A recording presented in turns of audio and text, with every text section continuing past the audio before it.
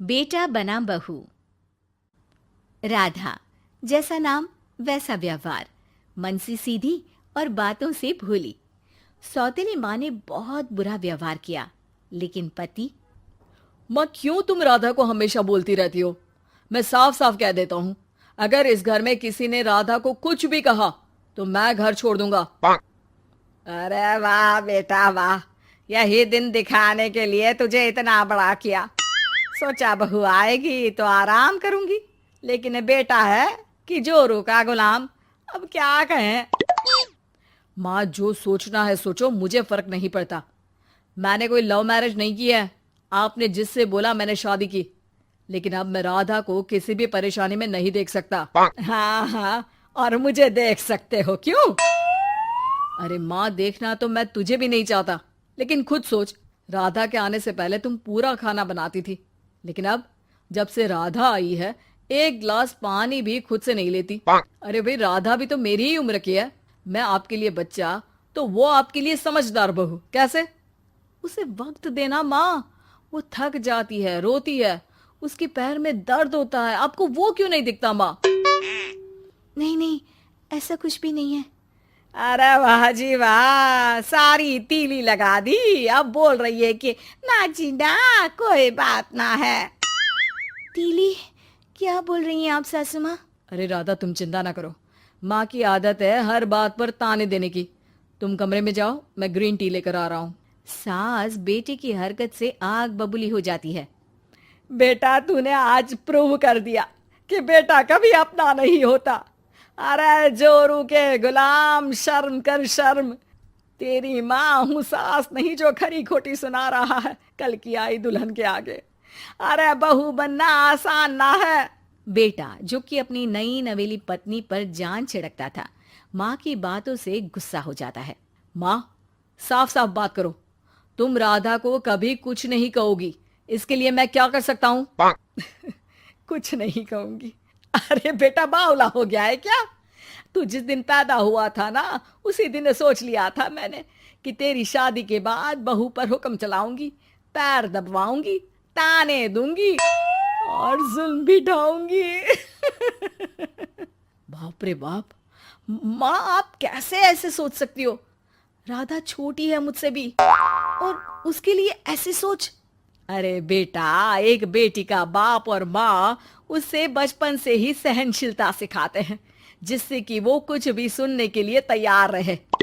वो जैसे ईंट होती है ना, शुरू में जितना पकाओगे आगे जाकर उतनी ही मजबूत बनेगी और बुलंद इमारत बनाएगी, समझे? देखो माँ, मैं कोई मजदूर तो हूं नहीं, इंजीनियर हूं, वो भी बड़ी कंपनी में। चलो, लॉकडाउन के कारण मैं घर से काम कर रहा हूं, तो आज से मुझे ही अपनी बहू समझो, लेकिन राधा को कुछ भी कहने की जरूरत नहीं है। हाँ भाई हाँ, ठीक है भाई। तेरे मजनू बनने से मैं थोड़ी ना सास बनने की अपनी ख्वाहिशों का गला घोंट दूं, हैं? मुझे कोई ना कोई तो चाहिए ना हुक्म चलाने के लिए। अब तुम दोनों मिलकर डिसाइड कर लो बस। फिर क्या था, राधा का पति बन जाता है घर की सुबह सुबह। अरे कहाँ मर गया?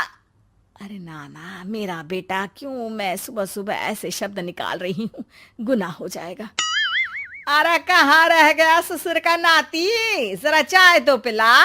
ये भी कोई बात होती है? सूरज सर चढ़ गया, लेकिन महाराज जी सो रहे हैं। बेटा पलंग से उठता है। मैं जल्दी से जाकर चाय दे आती हूँ माँ जी को।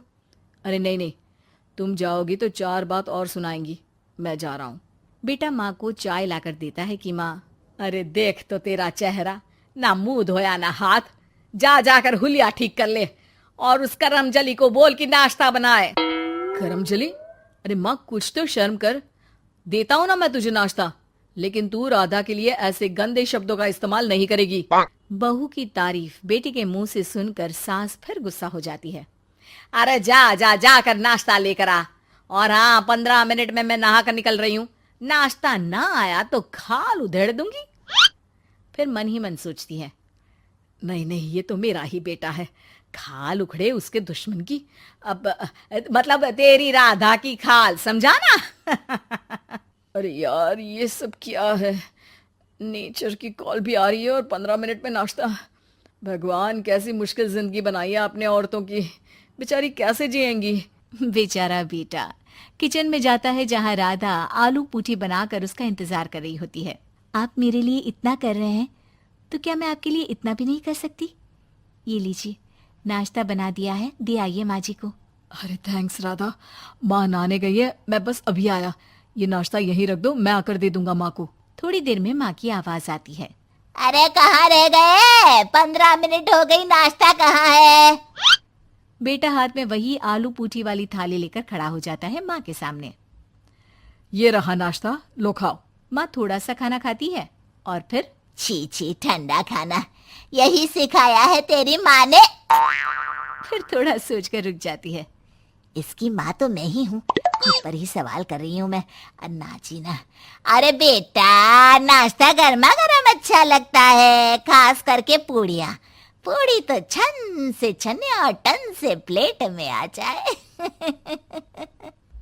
देखा माँ, जो बातें आप राधा को सुनाती हो वो अपने बेटे को सुनाने में कितना दुख होता है। तो जैसे आप मुझे सोचती हो वैसा ही राधा को भी समझा करो ना। अरे जितने लाड प्यार से आपने मुझे बड़ा किया, क्या उसकी माँ ने नहीं किया? हाँ हाँ पता है, उपदेश मत दे। लड़की का काम ही क्या होता है? खाना बनाना। और खाना बनाने में कौन सा बड़ा काम है? फिर सारा दिन घर में पलंग ही तो तोड़ना है। अब तू बता, तू अपने से तुलना कैसे कर सकता है उसकी? कर सकता हूँ माँ। मैं अगर बहू की बेटे से तुलना करने में आ गया ना, तो तुझे समझ में आएगा कि बहू की जिम्मेदारी भी कम नहीं होती। मेरा दोस्त है ना राम, जानती हो ना? हाँ हाँ, क्यों नहीं जानूंगी। उसकी बीवी और माँ में नहीं बनती।